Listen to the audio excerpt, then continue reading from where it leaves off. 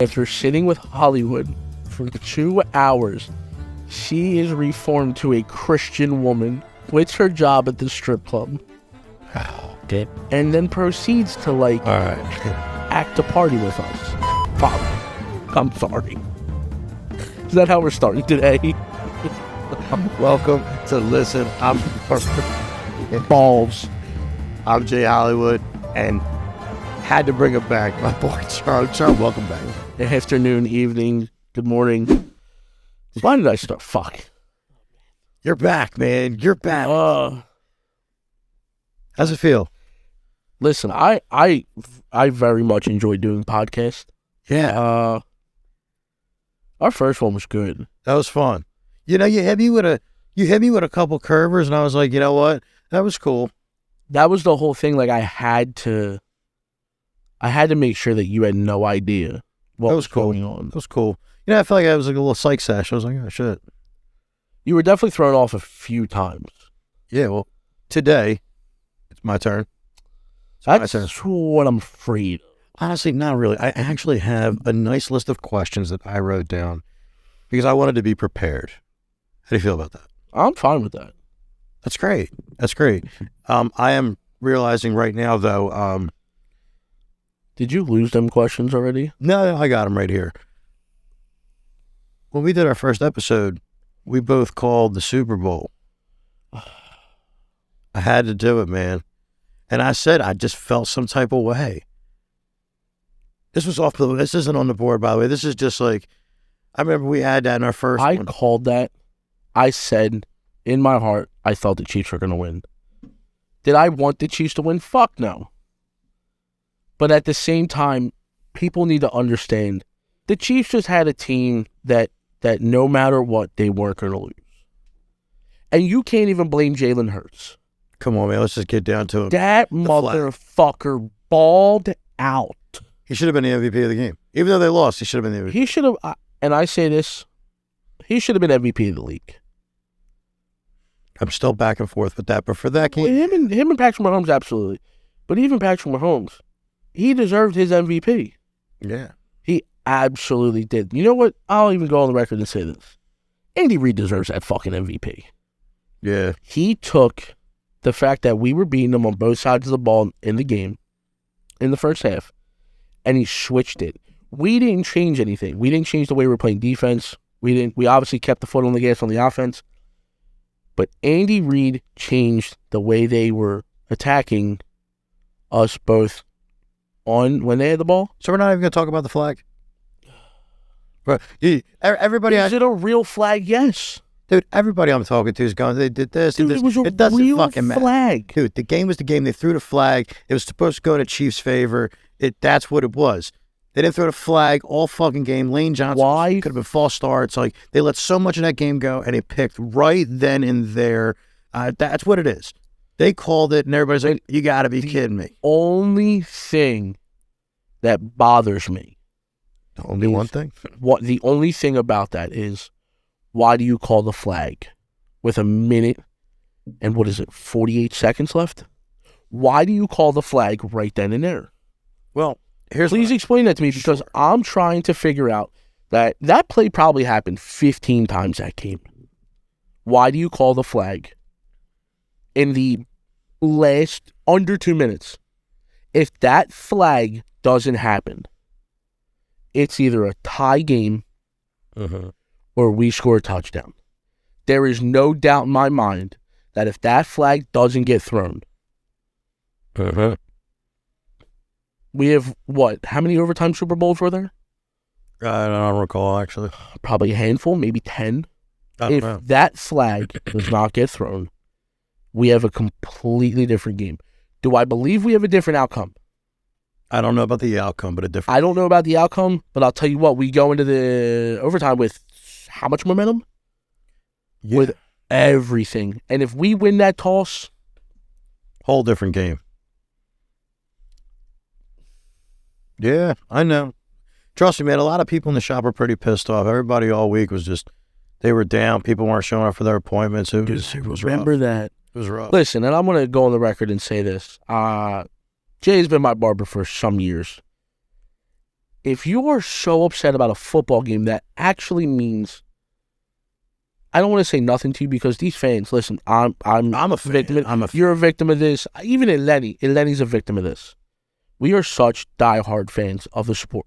I love this. I love football, dude. But at least have the decency to call a day or two prior, yo, I'm not showing up. If you just no call, no show, I'm sorry, but you need to pay up front to get your appointment. You know what? I'm a very understanding person, and you know what? It lets you know I was just as mad. You feel me? I was just as mad. I saw that, and that kind of took me back because I'm like, everybody, I understand, has their own feelings, but you got to understand that you not showing up to your appointment is it's against your job. It's against, how you do business. Like, your business is people showing up to their appointments and getting their haircut. Yeah. You don't show up to them because the Eagles lost the Super Bowl. Yeah. Really? Are you really thinking about your life decisions? Hey, it was a rough one, man. I let people go. I let them slide. I was like, you know what? Oh, dude. People are pissed. People are pissed. and I fall victim to this because because I watched that at Lenny's house. Man, I was fucking furious after that game. Yo, I'll tell you what, though. The game itself, I was on the edge of my fucking seat watching the game. Great football game. Like, that was a good game. I don't care. The outcome was misplayed, but who won the Gatorade 2 times in a row, 2 years in a row? Yeah, that was a strong bet. This guy. He laid purple. I was like, maybe I should do that too, and I do it. I told you, any Gatorade we take it together. You didn't. You also had some things going on that day. EJ, I'm sorry that I did not make the baby shower. I greatly apologize, but dude, I was in the city. I was in Philly because if they won, I know. I was there last time they won. It was insane. I was running to Broad Street and I was interviewing everybody. Yeah, there wasn't. Me and Chase were ready to interview. Dude, it could be downpouring, and I'm interviewing everybody. Yeah, speaking of interviews, Oh, let's get back on track. The way you introduced yourself last time, you said, I'm some random photographer. And I gotta say, that was really fucking funny because that's a very modest statement. Of the way I know you and how you are as a person, for you to say that, I was like, oh, he definitely downplays it. I gotta tell you. I remember when I first met you and you told me what kind of photography you did. I was actually quite baffled. I was like, no fucking way. So what do you do? What kind of photography are you into? So, actually, my favorite kind of photography right now. No, don't give me favorite photography. No, I'm going. Let me finish. Yeah, go ahead. What I actually do really love shooting, which is something I actually hated shooting when I first started. What's up? I love shooting weddings. I actually really enjoy shooting engagements. I think they're very fun, very artistic. You really get to experience and be yourself when you shoot, like, stuff you can be artistic with. Sure. What I actually do is I'm a full-time model photographer for, with the lack of better words, OnlyFans girls. But, it's not just OnlyFans girls. It's girls who are actually in the modeling industry who work for Playboy, FMH, or FHM. I don't remember the fucking magazine. I'm actually about to do a shoot for them in Canada next week. I shoot girls who are trying to be... I remember the one time I actually shot a girl who... If I'm not mistaken, she was trying to be, what the hell is it? Sports Illustrated. Really? This was 3 years ago. And I was actually working with a guy named Joseph Visuals. And he was shooting her, so it was actually kind of funny because I was just running second point on it, and I had nothing to do with the shoot, but I'm almost 100% sure she ended up not making it. Okay. Because I think she turned to OnlyFans and continued to work at OnlyFans because it's probably 10 times more money. Okay, see, I hear the shit that, excuse me. I hear all the shit that these OnlyFans girls make, and these numbers are off the charts, dude. Like, I kind of get it, but some of the numbers are ridiculous. But shooting these girls and all that, do you see that some of these girls they're not making that kind of money? It's still like a small percentage of women. There's a few that I shoot that do make a small percentage, but at the same time, there are a lot of girls out there that probably make Dude, upwards of 30 to 50,000 a month cleared. Really? I know girls who make quadruple that a month. No fucking way. It's all about how you promote yourself. It makes me feel like choosing being a barber, and as much as I love it, it makes me feel like maybe I picked the wrong path here. You know how many people have said that to me, that they picked the wrong path because they see, I guess, that's a sweet bong. Dude, I love this fucking thing. Me and Hodge hit it. Actually ending like one of our episodes. Put us both over the top. That's fucking nuts. I think the main thing about it is you see some of these girls who make a stupid amount of money and you're like, it's fucking wild. I actually do know a girl who made a bunch of fucking money, but turned around and turned it all into real estate. Oh, okay. She was smart with it. Incredibly smart with it. Bought a Rolls truck, bought a house in 4 or 5 different states. Wow. I'm pretty sure she owns a house in a completely different country. Nice. So, like, there is real money. And don't get it twisted. There is real money. Yeah. How long is it going to last? I don't know. I don't do it, but I've always been, I've asked myself that question. Like, I don't know the business. I mean, I've told you, I've dabbled in like the stripping world for a little while, and that was an odd experience. But even that, I mentally was exhausted from it. Like, it was, trust me, the money was there, the quick turnaround time, like being there for 3-4 hours, dancing for some women, making some serious fucking making money. It good, 1,000 to 1,500 for 4 hours. All right, so I wasn't making that much. To $1,000 was like a good night, but dude, walking away with $750 for 3 hours. All you had to do was shake your fucking ass. Honestly, dude, a lot of these chicks just wanted like conversation. You dance a little bit, you just treat them nice, and then they go back to the room. Dude, they just want to talk. The conversation. Oh my God, dude, it's nuts. See, you don't know what I'm about to bring up. Go ahead. Okay, here we go. Miami. Yeah. First off, we go to Miami for a buddy's bachelor party at the time. I was filming it, and Jay was kind of, I don't want to say being security, but like kind of being a watch. I forgot jeans, so I had to go buy jeans from Walmart. Ironic that it was Walmart. That was the only place that was open for me to buy jeans because it was fucking 11:30 at night. We didn't land in Miami until like 10 p.m. I forget what time we landed. We landed so late. We got to the hotel, put our shit up, and then we go to the Fontainebleau. We are drinking in the main bar right next to Liv. Yo, by the way, that was actually one of my first times going there. That's a funky spot. Like, it's dope vibes in there. Good vibes. Love the neons, like the music playing in the background. It was funny. It was definitely funny. But dude, I actually like that more than I like Liv. I like that lounge. We didn't go to Liv. No, but I've been to Liv. Oh, okay. Liv is cool. It's all right. Not my scene. I'll be honest. My clubs aren't my scene no more. Nah, me neither. If I go to shoot, I'm all about it because I know I'm going to get some good shots. I know I'm going to kind of be in the mix of just taking photos and listening to good music. But as far as going to a club, I don't really enjoy anymore. I guess I've done it a lot. I don't want to say a lot because that just makes me sound bad. But like we've done it a couple times together. So like I'm just not about it. But we've had some fun with it. But I feel you on how I feel about it now. We talked about it before, but yeah, it does feel good to see a different perspective though. And yeah, that night was weird. I remember it was for a bachelor party, Santini's bachelor party. Yes. Yeah. Yes, that was it was just a fucking it was a shit show. It really was. It really was. And I actually only drank one of the 3 days. Really? Yeah, remember because it started to rain at SLS the next day. That was the day I took acid. Yes, it was. Dude, it changed my fucking life. These short shorts on. Jay, your testicles probably could have come out about 14 different times. These shorts were so short, they were probably... Dude, I had the netting and everything. It was all good. It was good. 4 to 3 fingers length, like, on your side. Whatever, cool. But you were fucking fried. Oh, yeah. You disappeared for about 2.5 hours.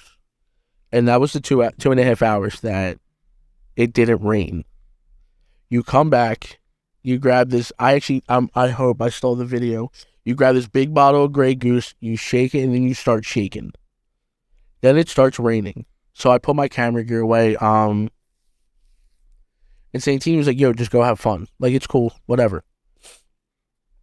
It started downpouring, and everybody jumped in the pool. They brought out the foam cannons. Dude, that moment, I thought when it just started raining, I was like, oh, damn, this might have killed the vibe. And then whatever the acid was telling me, it was like, no, now it's raining. The rain's cold. I'm like, oh, this feels so good. Dude, it was such a time. And then they started playing the music again, and then everybody jumped in the pool. Everybody started jumping around. Oh, my God. But dude, I don't want to get off track because this story that I want to go through is a good story. Yeah, so we go to 11 the night, the Fountain Blue night. After that, we go to 11.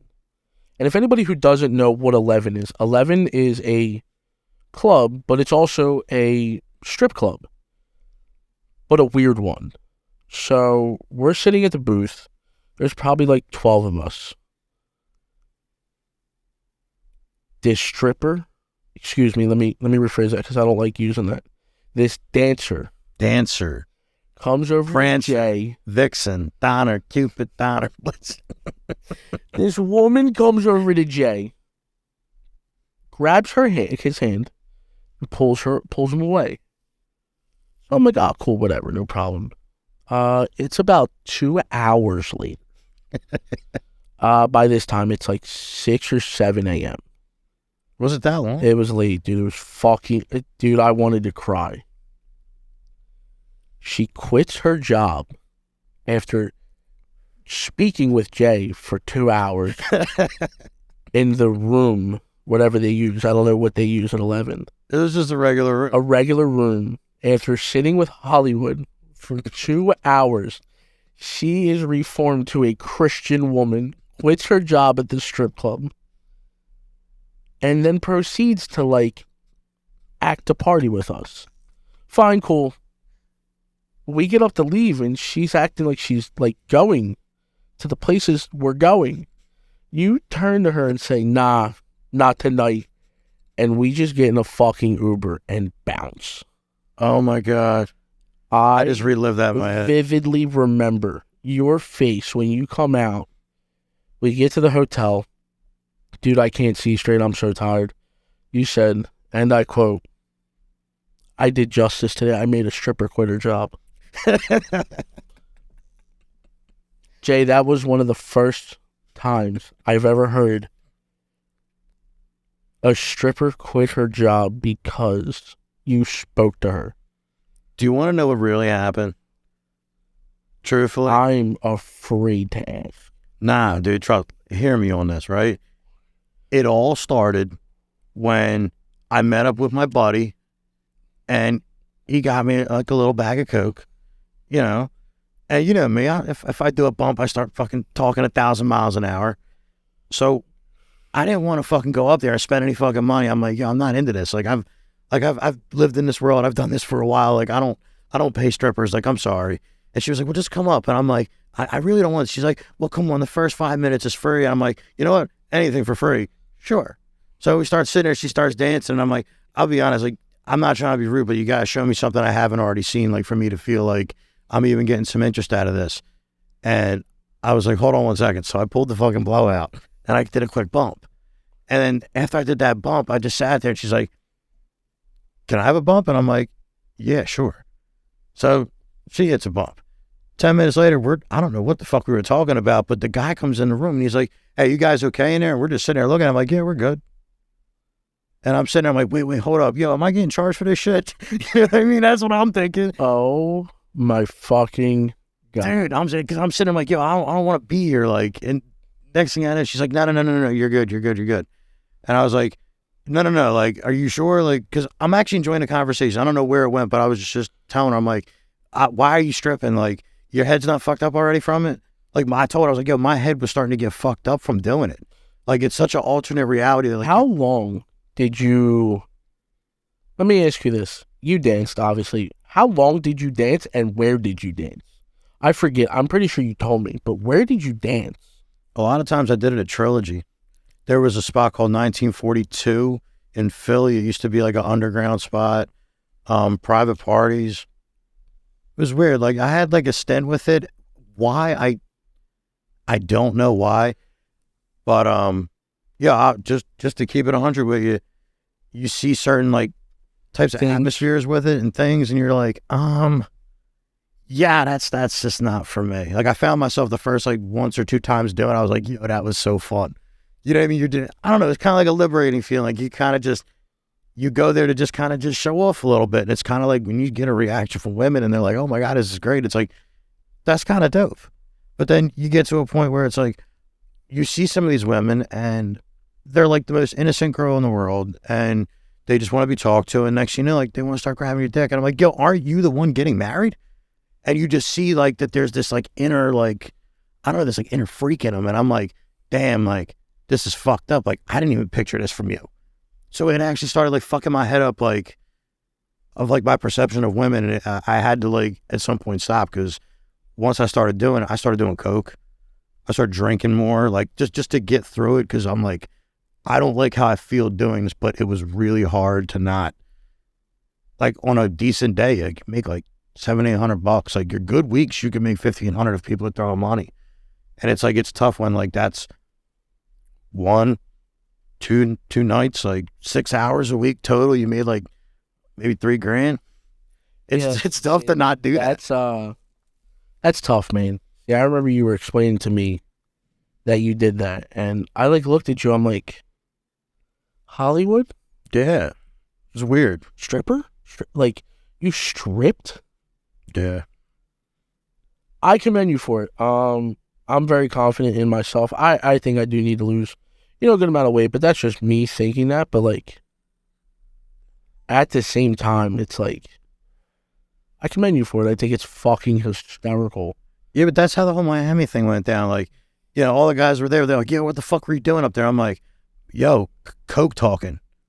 You know what I mean? Like just. And I don't think anybody believed you until I still had all my fucking money. And I was like, guys, I'm fucking leaving. Like that's my thing. I really was, I'm not a fan of strip clubs. I don't like any of that shit. Like, and it's, I don't judge nobody for going. Everybody got their own cup of tea. But for me, I'm just like, I just don't find that type of enjoyment. I like natural connection. If I'm going to be talking to somebody, like, that whole thing where you go there for that, it's like, just doesn't do it for me. Listen, I can completely understand what you mean. Yeah. Just not a fan. I'm not a fan of the whole. So some of the girls that you shoot though, right? They're obviously in the strip world too. Yeah. Yeah, right. The dancing and private party event world, yeah. Do you ever get a chance to talk to them like on a personal level? Like if you take the whole photography part aside, you take, whatever project you're working on with them. So you ever get a moment to just? So actually, I became friends with a few of the models who are actually super cool. Zoe being one of them. Zoe's not a dancer or a party girl, but she's the makeup artist that I use in Vegas. She deals with everybody that you can deal with in Vegas. Okay. I've heard stories from her, and it's a little eye-opening. It's like, really? Like, that happened? How? How did it get to that point? It's just crazy because, like, a lot of girls will, I don't want to say, like, just, like, open and say, like, oh, I'm having this, but there have been, like, my friend Kayla, who's from Canada, she, I've been cool with her since I first ever shot her, and it's just been, like, a very, cordial, like, I guess, I don't even want to say a friendship because, like, it is what it is, but at the same time, like, she's explained to me that, like, a lot of the parties that she's ever done or a lot of the people that she's met through the industry have been fucked up. Yeah. So, like, I imagine there's got to be a very dark side. Like, some of these people could be doing really well. I can tell you right now, there is a very dark side of the modeling and photography industry. I'm sure. And I mean dark. And I don't want to get into that because it actually becomes a very... Like, it almost makes me not want to shoot, like, models anymore, which I would like to at one point not have that be my full-time business. Yeah. Because I do want to shoot sports. I love shooting sports. I shoot a lot of my boys who play in the NFL. Like I'll shoot them working out and stuff. Like that's fun.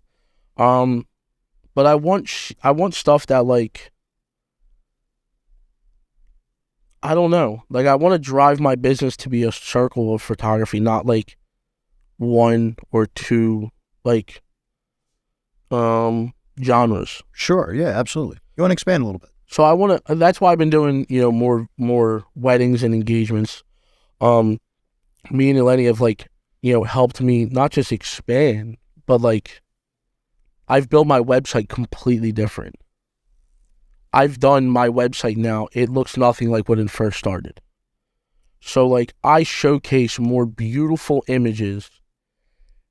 Even in the modeling industry, I have more beautiful images up there that are like less, I don't even want to say raunchy because there obviously are photos that are like extremely wild. But I've been trying to kind of keep it like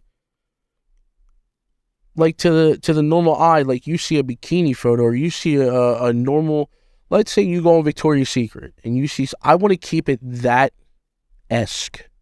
Okay. That beautiful, that classy, that classy-esque of a photo.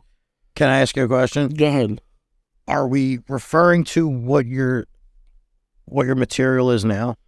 Yeah, so like I find it to be a little more than classy. No, 100%. That's it is a little I mean, it's some of that shit is hot. I'm like, damn. Some of the shit I shoot is fire, but at the same time, like I'm tired of losing my Instagram. Tired of my pages going down. I'm tired of getting targeted. What do you mean? So like I actually just got both my Instagrams back. Probably within like the last maybe month. I would have to, I don't remember the exact day I got my meme back. But then Eleni calls me, what was it, yesterday? She calls me yesterday. She was like, yo, your backup page is back up? Yeah. I said, I ain't getting no fucking email. I ain't getting no DM from or message from my guy who gets my Instagrams back. It just came back. So I guess I'm trying to less sexualize what I do and more about the whole photo. Okay. So much more elegant, so much more colors and brightness and like less buttholes. Did you just say less buttholes? Yeah, man, like it's cool because people love that and they'll like it and shit. I don't give a fuck about the likes. I stopped caring about the likes probably a little bit ago. Dude, I could, like, if you look at my page, I don't fucking care about likes. I want the most beautiful image that I can create, whether it's cars, models, weddings, engagements, family. I want to be, if you look at me, you say, that is the best photographer. I can count on him for anything. That's a really good way to put a standard for yourself. I don't want to just be labeled a modeling photographer. Do you think right now where you're at in your career that people kind of only see that part? 100%. Yeah. That was an issue. So you don't want and a few people, like a few people brought that to my attention. Felt, Eleni, we've talked about this. Yeah. I do see you as that is what you do. Like the other stuff that you do, I mean, you've done my stuff for me, and it's not, shooting women. You've done very well with it, but I don't see it. I see this being promoted. Yeah, that's the problem. I'm trying to incorporate a way to promote both. Slowly incorporate. But incorporate everything. Like I'm doing a lot more flyers. Okay. Like I'm trying to advertise, like I'm giving percentages off of shoots because I want I don't even care about how much I'm shooting. I want to be able to have the creative aspect of so many different avenues. Like I want to learn how to shoot in a studio. I want to learn how to shoot flash on person. Like when you put your flash on your camera or whatever, and you shoot directly flash on the canvas, whether it be a model, a home product. I want to learn how to do that. That's how I felt when I started Barber. I wanted to learn because, dude, I was horrible at bald fades. You know the haircut I used to give you? Yeah. Dude, I used to be scared to do that cut. When people always came out well.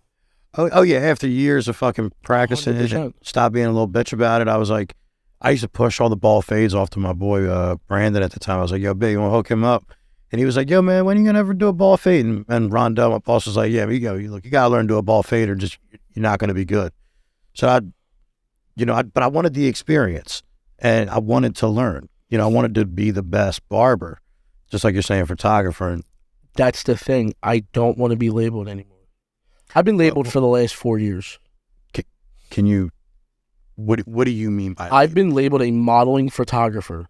Okay. For the last 4 years. Gotcha. I haven't pushed to get other things. Okay. But I also see, and this is something that I've always said, and when I first started shooting, I didn't really think about the future. Mm-hmm. But as I'm getting a little bit older, as I'm, my future is going on, and I want my future to be different. I don't want to be gone. Yeah. Every fucking month. Last year, I think I traveled probably 15 to 18 times, maybe even 20. See, but the funny thing is, I've talked to people because they've asked, they're like, yo, he's in Kent, he's here. And then I remember talking to you, as you're living it, and it's like, yeah, I'm here right now, just getting this done. Some people are thinking it's like extremely lavish, and it's still mad work to do. Dude, it's some of the time, it is fun to go to a different place. Yeah, I would love that aspect, but there's still work. It's still work. Nobody understands that because some people do think probably that like I go to these places and I'm just out living, like checking out the city. Yeah. No, I'm not. I don't leave the house or Airbnb or apartment that I book. Yeah.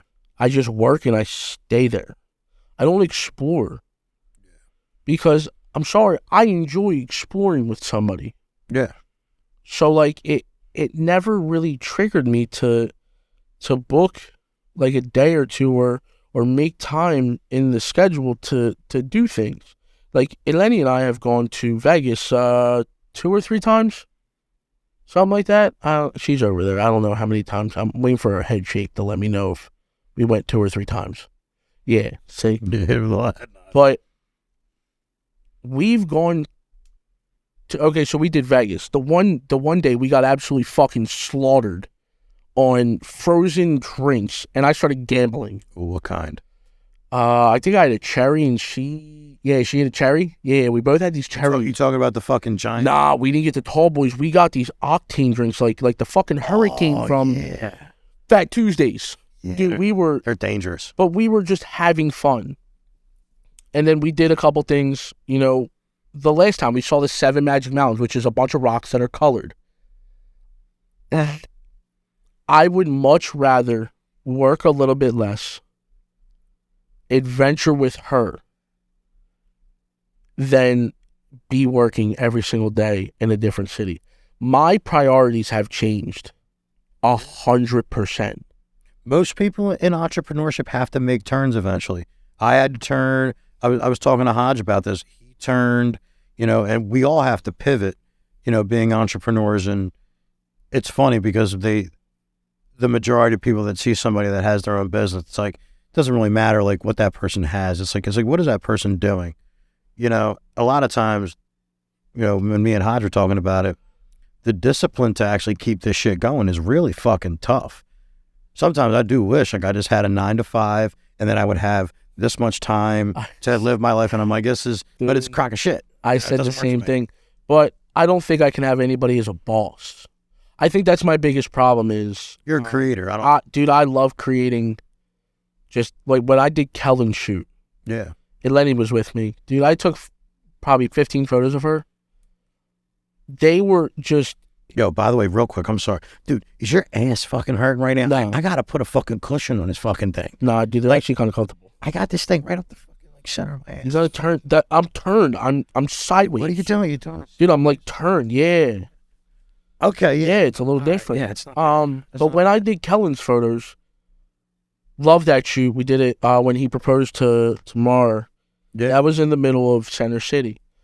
I took photos of Eleni, and I love some of my favorite photos because they weren't coached. They weren't staged. They were just there. Well, I see a lot of your work, and some of the positions I see, some 97% of what I do is positioning, showing you like giving you a pointer of how to like move your position. Yeah. Now I remember when we were in Dallas. Remember when we went to the Eagles Dallas game? Yes. I remember when we were out hitting the party before you had a shoot, and you were like, "Yo, I'm going to catch up with you at the game after my shoot." And I remember the next day you were telling me, "Yo, the shoot went good." You were showing me some stuff, but then you were showing me all the edits too. Like, you know, that's a part of the industry where I'm going to ask you this. I watched a girl come into the crib. I saw what she looked like. She wasn't a bad looking chick. You know what I mean? Like, but I'm like, okay, like, you know, I could see this happening. And then when you showed me the pictures, I was like, oh my God, is that the same girl? And you were like, yeah. I ain't gonna hold you. I was like, that's holy shit, dude. Like she was a whole different fucking person. So different shape, color. This is like one thing that I prided myself on since the day I started shooting. I don't change the way you look. Yeah. Obviously body measurements and body, like kind of changing your body slightly to make it like, a little bit. Well, you took the acne away. So that's all I'll do to a face. I mean, you took a little bit of cellulite out of the legs. Cellulite, acne, smooth your skin a little bit, keep this realism in skin. But I will never take this photo and turn it into this. And when I mean this, I mean changing everything. Like the catfish. Yeah, like, it's not fair. Can I ask you something? Yeah. How many of these chicks really look the way they're shown? And I'm not just talking from your work. Half of them really look the way. Half the 60%. Okay. So here's my next question. Remember, there's also bad makeup days. There's bad days where like maybe you ate before the shoot, you feel bloated. Okay. So that's all things you got to take into consideration. How that person is feeling. Okay. Yeah. So like if I'm shooting and she's just not feeling it, I have to change up, like kind of like, oh, well then what do you think would you like? Like what are you looking to get out of this shoot? Yeah.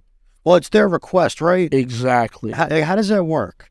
So it's hard because with everything going on, I'm mainly keeping it to like, how do I want to put this? Like I don't like doing like full nude. I don't see a point. Okay. I don't give a fuck. That's pretty much porn. Yeah, like I don't give a fuck. Obviously there's a lot of girls who shoot with sheared tops. Yeah. I wish they would get away from that. Because that ruins photos that I can't post on Instagram. Gotcha. Because I would have to scribble out the nipple. So like my biggest thing is I want that to be taken away as well. Listen, you can have a beautiful image and be fully clothed. Yeah, dude, listen, I agree. I always have this weird thing, and some people, and they talk a little shit, but I look at it as I'm more intrigued the less I see. I'm more curious about what's there. Like when I see it, it's kind of like, oh, you show me everything I need to see. I can only imagine a nipple or a fucking set of lips at this point. So that's, it's no secret no more. But people enjoy doing that. People enjoy being in those shoots, and that's fine. That is, whatever your preference is. Great entertainment. But at the same time, for me, I want to like, I'm not saying that the photos that I've already done aren't classy. Everything I try and do is with class. But now I'm trying to keep it to the point where it's like, I want to change it up. That's fine. Is it? All right, we'll just keep it rolling. That's fine. Just keep it on me. I want to change the way I do things. Like, I want to, like you said, like, keep it classy, but, like, still throw that sex appeal on it. but not have it to the point where it's like, just that bong rip is ridiculous. I know, dude. It's so amazing. Yo, but if I could ask you something, because as we're waiting to fix this battery. Hold on, the battery died. We've been shooting all night. It's okay. Yeah. It's just a different world, and I try to explain that to everybody. Like, not everybody can sit there and do what I do. Yeah. And this is the problem, and I say this to everybody. Can you stand in a room, okay? Picture this. Can you stand in a room with 4 women who are either, like I just did this shoot for a friend of mine. Can you stand in a room with 4 women topless and shoot them and nothing and feel nothing? Can I be completely honest? You might be able to. If I could be completely honest with you. The average male probably couldn't. Well, no, I'm going to go and say it from this perspective. I love women so much, I stay away from them.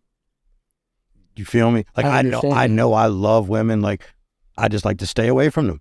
I got my one. I really like her, and I like to keep it that way. I don't like having nature take over sometimes. That's probably like to, keep myself out of certain situations, because it's like, shit, man, as a man, like, I love women. That's my biggest thing. So no, I couldn't be in a room with 4 topless women just sitting there. It's like, oh shit, like this is not a good idea. See, I look at it now, and I'm like, cool, can we just get this shoot over with? This nothing is phasing me. Yeah. Do you feel like the stimulus is it's ran its course? At the same time, you know what I'm thinking about every time I'm shooting? When it's over? No. My name is all I got. Yeah. My girl who's at home. And half the time she's with me. Yeah. She'll be there. Why make somebody feel uncomfortable? That was always been my motto before everything. My business is my brand. My brand is me. Why make someone feel uncomfortable? Yeah. Well, you know what? People ask, where are you going to go? What type of business are you going to run? Yeah. When you're making people feel uncomfortable? There is no point. Well, a lot of people ask me questions about you, and they're like, oh man, he's got to be doing this. He's got to be doing that. And I'm like, he's not. He's actually really professional. I said, don't get me wrong. I have my concerns from time to time. He shoots some bad chicks. But I also look at it as, you are consistently doing business. Creeps don't consistently do business.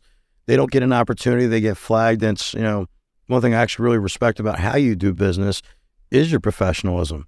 We all got shit we work on from time to time, but professionalism, when I wasn't at my A game at certain points, when I was either learning new things, expanding, just still being aware of how to run your business professionally, got me through. And it's pretty.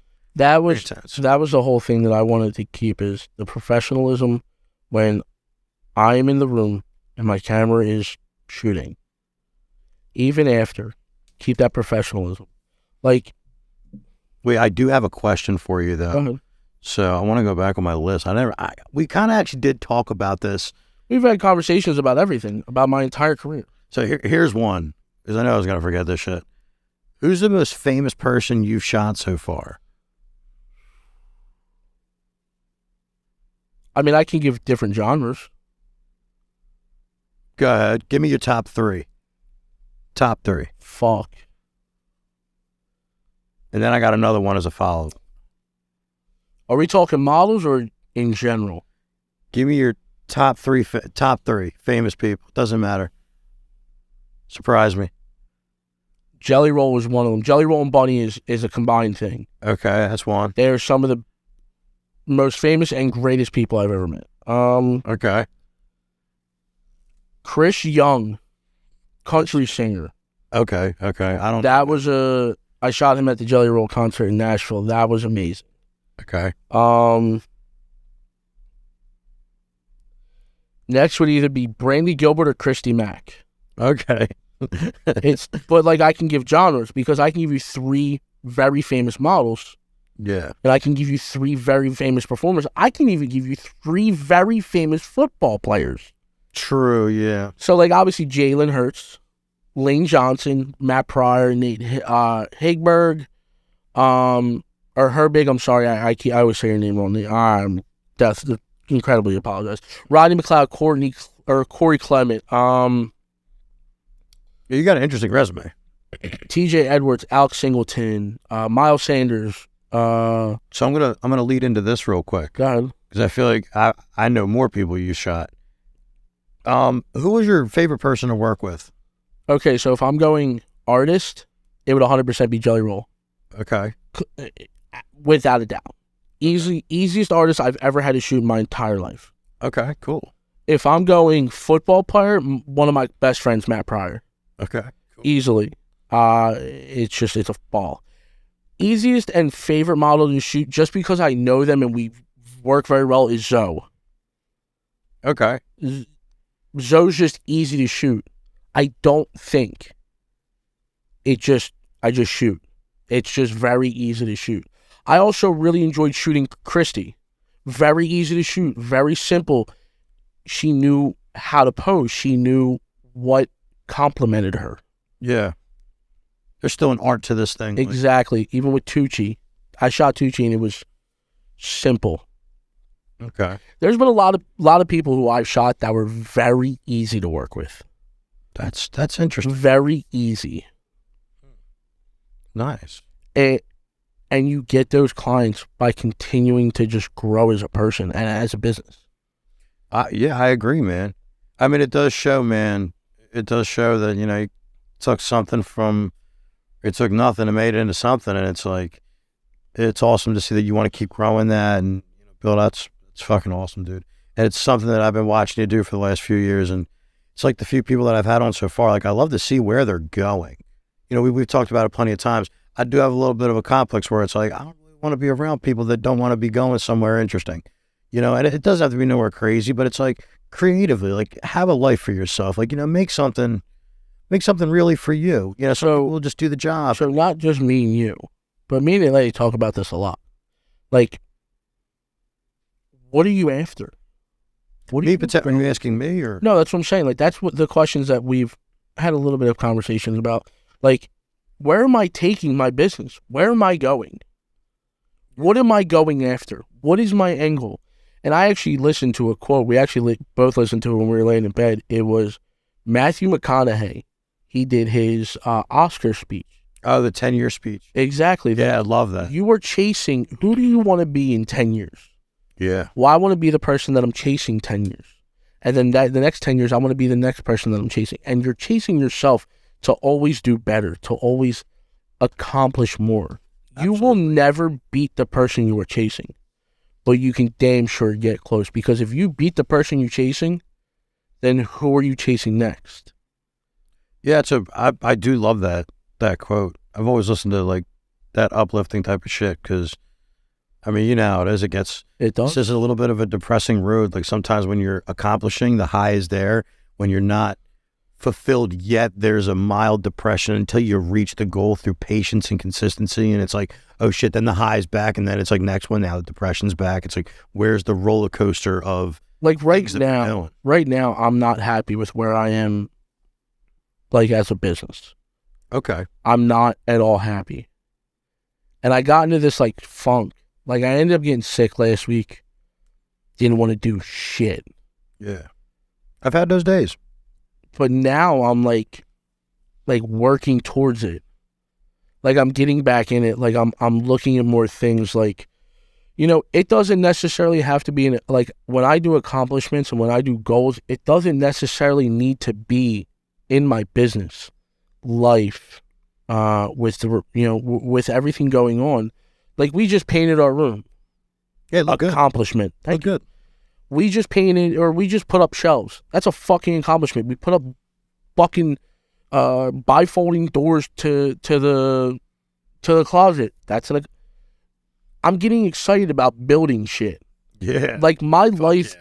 Like I want to be able to, let's say I go shoot for 4 hours, 5 hours a day, and then I come home.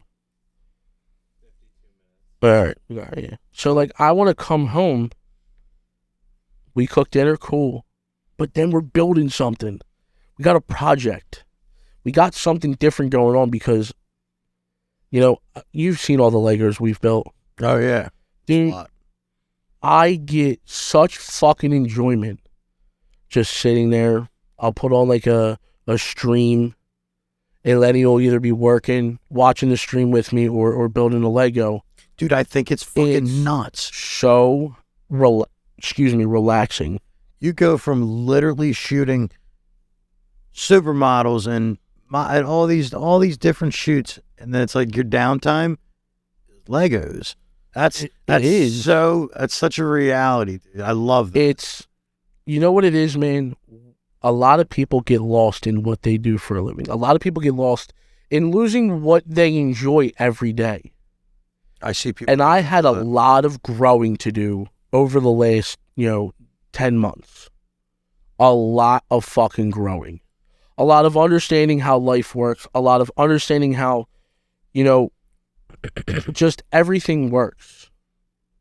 Learning to try, like, I have a terrible memory, learning to try to remember things and doing things with a purpose. I'm an only child, so I thought about myself a lot.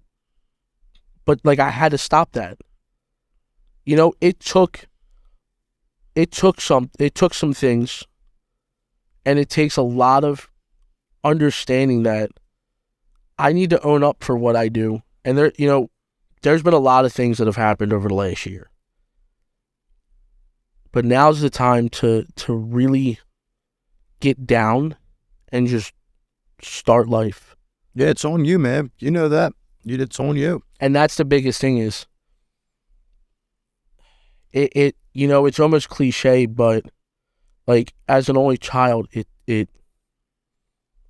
I always blame everybody for everything. Not all the time. But there have been instances where it is 100,000,000,000% my fault. And I got to realize that when I'm in those conversations, that I fully own up to it and just work on making it never happen again. That was a big hurdle in my life, dude. Very big hurdle. I am learning that every single day. And it's hard. It is absolutely hard because from all the ways that I've ever known in my entire life, I have to change them. Yeah. For the better. And I'm not even saying that, like, everything you do in life to change will be for the better unless you go to resort to drugs. That's not for the better. Yeah. Most drugs. Some of them are. You got to remember this, though, and I've been working on my business now for 15 years. Something like that. And I've learned that I've had those moments where I didn't know where I was going and how long I was going to stay, if I was going to stay for the long term, short term. I'm broke, I got money, I'm up, I'm down, clients are here, clients are gone, the roller coaster of the whole experience, but through it, we're supposed to. I talk to people all the time in just in entrepreneurship, and nobody who's gotten somewhere, whether it was the financial part, whether there was the mental understanding, because I know people that their business only produces, like, they only take 1% of their business, but it's out of a couple $1 million business. So it's like 1% makes sense. And he's the guy running a company, and people are doing it just long enough to make a couple of hours to figure out the next move. So there's always different ways that people go in and out of entrepreneurship. I've had different things where I'm doing this for a certain period of time just to go and start this and go and start this and use this to start that. And it's a revolving door. There's been times where I was broke as fuck. And then there's times where it all paid off and it brought back 5 times over. But this is what we're going through. And I'm happy you're going through this, because some people will be like, oh man, that sucks. I'm like, fuck yeah, go through it. Realize that what you think you know is nothing. Like, when I realized I didn't know shit, that's when I started learning shit. That was tough. So I realized, it's funny because I realized that I don't know much. And I'm like still finding like new things. Like I'm learning. And my thing was, if you learn something new every day, you obviously are growing. Yeah. That was the biggest Simple thing. terms. But that was the biggest thing that I needed to learn is I needed to learn something new every day. I needed to figure something new out every day. And I lost track of that. And obviously I'm back, I'm getting back to, that path. But like, I also think learning something new might take me a different route with my business. It absolutely will. And I guess that's what I'm afraid of. Why? Why would you be scared of?